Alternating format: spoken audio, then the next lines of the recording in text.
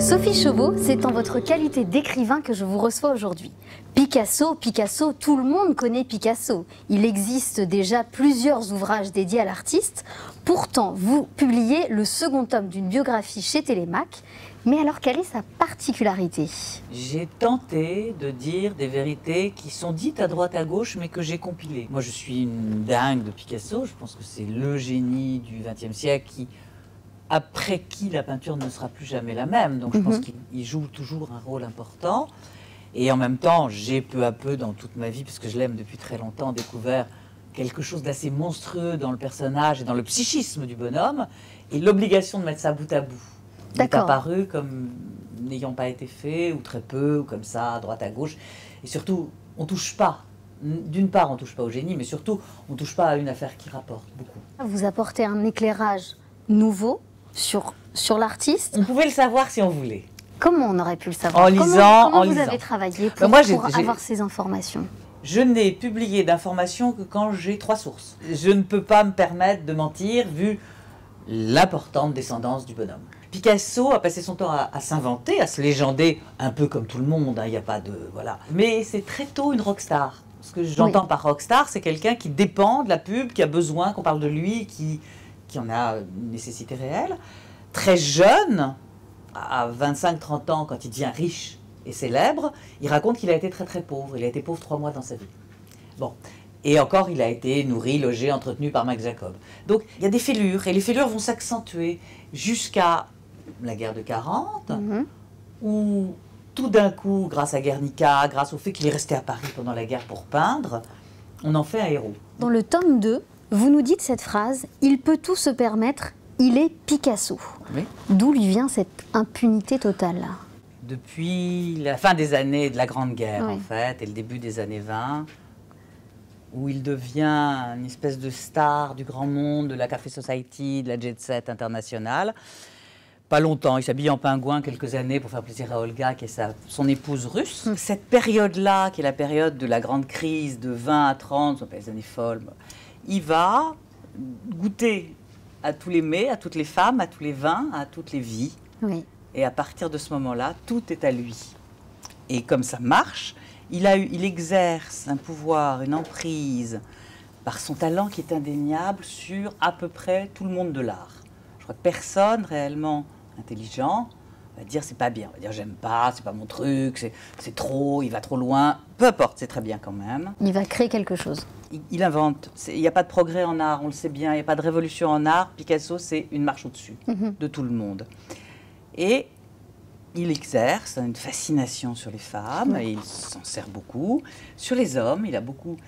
Sur les poètes, il est sincèrement amateur de poésie et de poètes, et ses amis sont les poètes, c'est rarement des peintres, parce que, à part Braque, mais il a 25 ans, à part 2-3 petits qu'il va ramasser pour les aider de façon un peu démagogique, je dirais, ou paternaliste, il n'y a pas d'amis artistes grands.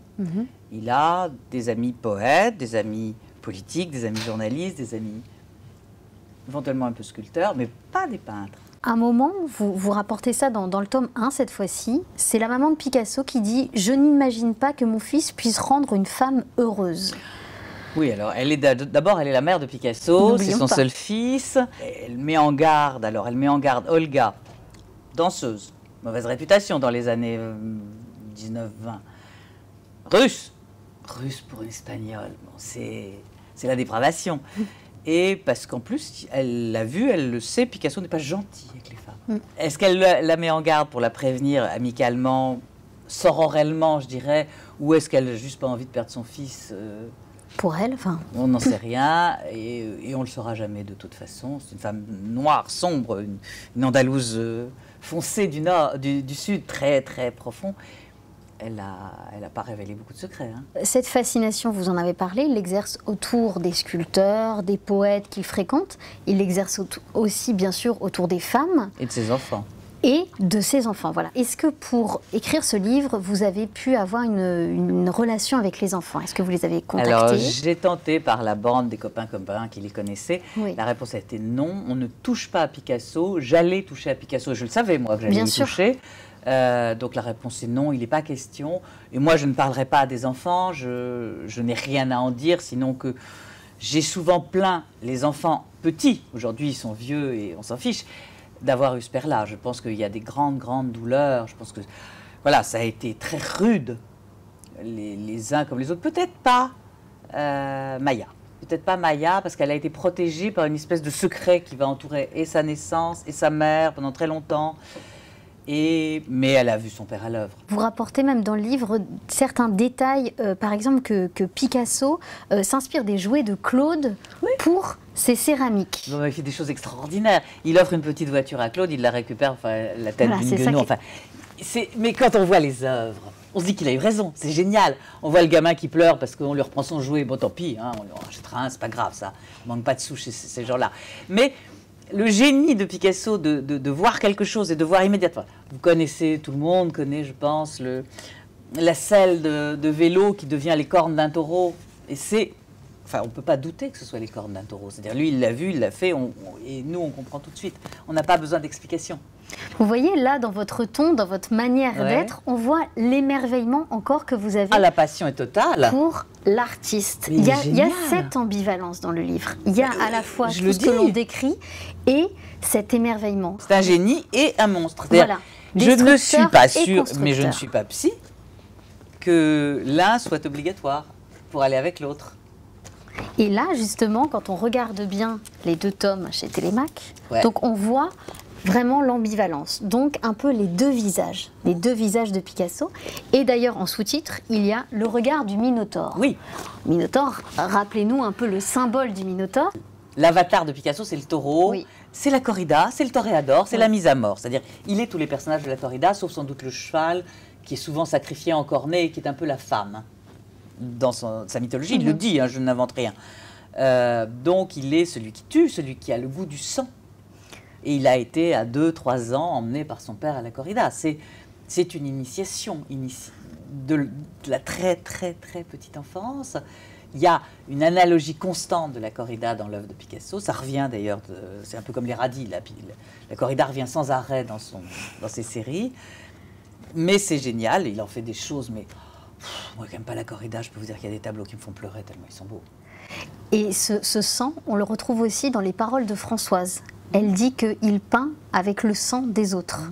Et ça, vous le rapportez aussi dans le livre-là. Je cite Françoise, qui est celle qui m'inspire le plus de respect, Pourquoi d'amitié. le plus de respect? D'abord, elle est partie, elle a pris ses mômes, elle s'est tirée, elle a eu ce courage incroyable. Parce que rappelons qu'elle a eu donc 2 enfants. Elle a 2 enfants, Claude et Paloma.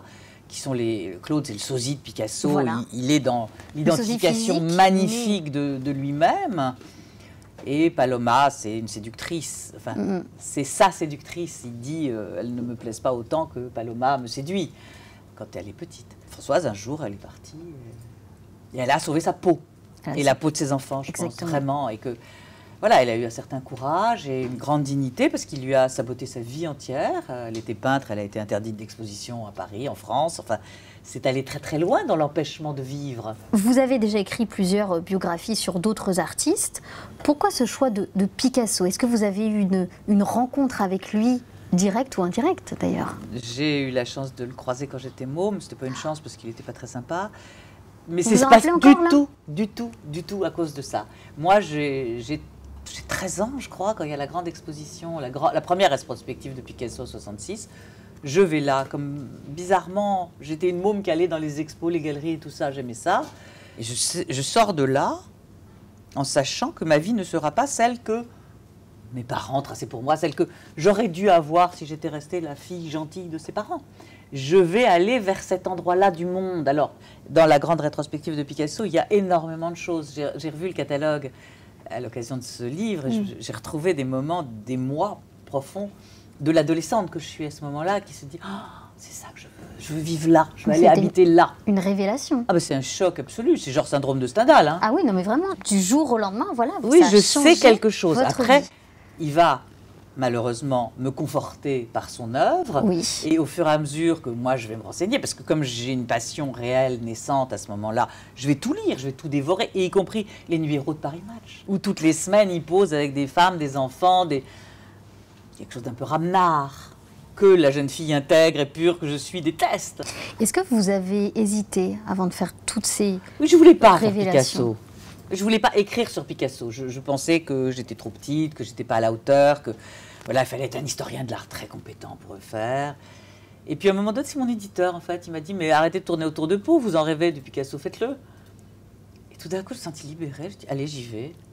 Et j'ai commencé à m'étayer sur les écrits des grands historiens de l'art, voilà, de tous les témoignages possibles. Et alors j'étais très malheureuse de devoir dire ce que j'en dis, surtout dans le tome 2. En même temps, je dois à la vérité, qui est mon travail. Moi, mon métier d'écrivain, c'est d'aller chercher à la fois comment, petit garçon, on devient Diderot, Picasso ou Manet. Ce qui m'intéresse, c'est comment, tout d'un coup, on devient un génie.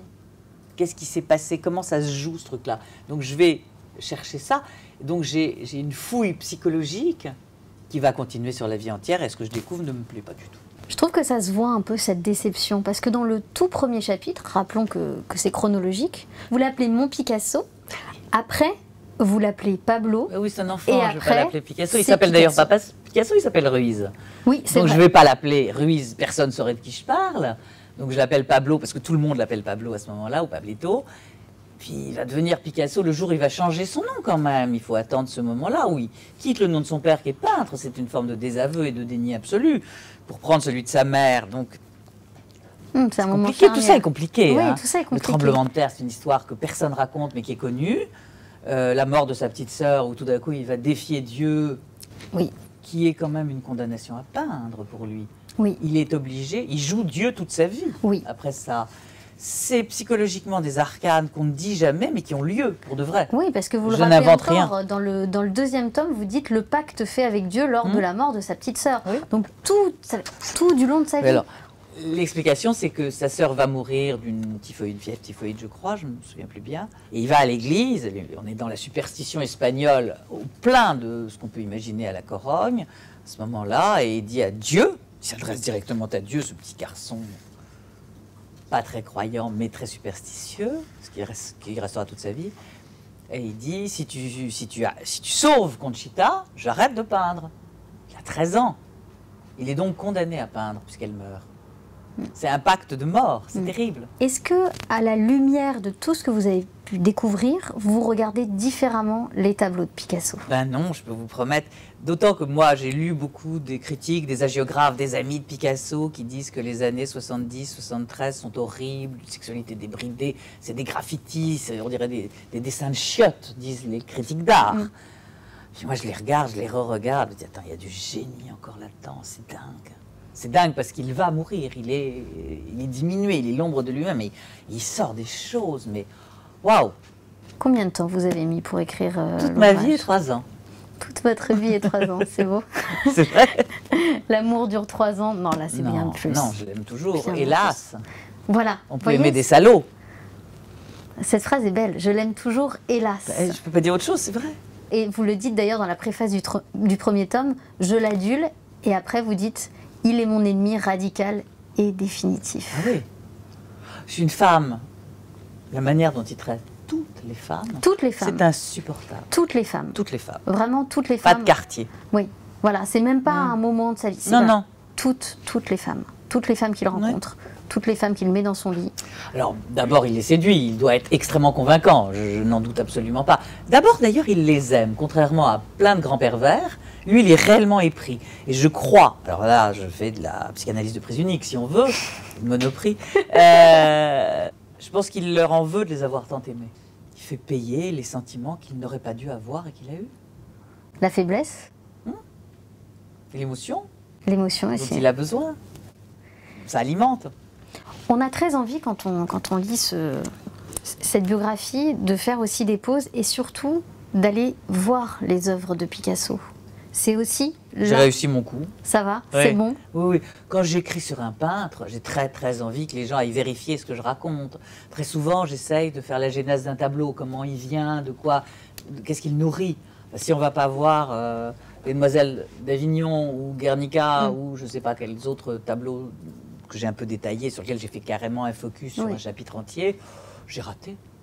Non, alors vous avez réussi, il n'y a pas de problème là-dessus. Est-ce que vous avez des routines d'écriture? Je suis une monomaniaque dangereuse. Je fais que C'est-à-dire ça.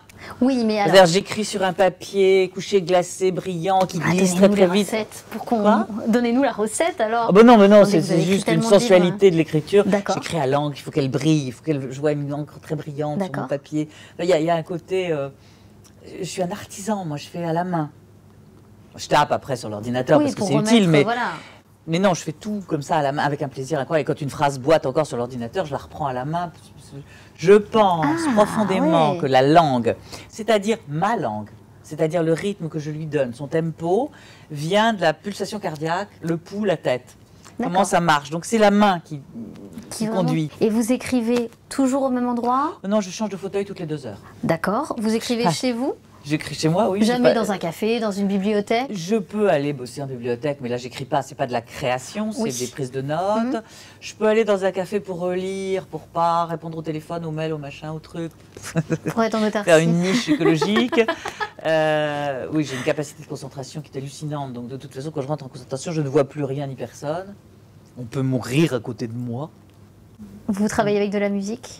Parfois, je peux mettre que 2 musiques quand j'écris, Qu'est-ce c'est que Bach c'est et Léo Ferré. Parce que j'ai absolument besoin que le livre soit rythmé. Moi, j'ai besoin que mes livres se lisent aisément. Je vais le prendre par la main, je veux qu'il tourne les pages avec vitesse. Et quand moi je vous dis que j'ai fait des pauses pour aller Parce regarder que je les vous ai tableaux, étouffé. ça va. Je sais, ça marche bien. Il faut dire qu'en même temps, le livre est dense. Mais pourquoi le livre est dense? Parce que la vie est dense. La Parce vie de qu'il n'en Picasso, finit pas de vivre. Il n'en finit pas. Il n'en de finit vivre. pas de vivre, ça Il dure n'en 80 finit et pas. quelques années, 90 années et quelques, je ne sais plus combien. Parce que là, je suis en train d'écrire à Ah, Sonia c'était- Delaunay, voilà, c'était la dernière qui était question. contemporaine, qui a tenu 5 ans de plus que Picasso. C'est une victoire pour elle, parce qu'elle, elle dit cette phrase extraordinaire. Elle dit, quand on l'interrogeait sur Picasso, et peut-être même encore du vivant de Picasso, parce qu'elle s'en fichait un peu des jugements qu'on portait sur elle, un génie, ah ouais, vous avez raison, c'est un vrai génie, mais c'est un génie du mal. Je pense qu'elle définit quelque chose de Picasso profond. Est-ce que vous avez découvert le personnage de Sonia Delaunay en faisant vos recherches sur Picasso? Non, D'accord. j'avais envie d'une femme. J'en pouvais plus de ces machos. Ouf, des vacances, une femme. Quand est-ce que sort le livre? Ben, quand je l'aurai fini. On Je attend pense ça là. janvier prochain. D'accord. Oh, c'est rapide hein, quand Ben, je suis même. dessus depuis un an quand même, Ouais. ça fait un Et an. puis comme vous dites, vous travaillez vite. Et je travaille beaucoup parce que je ne suis bien que là. Merci beaucoup Sophie Chauveau et Merci encore à vous. bravo.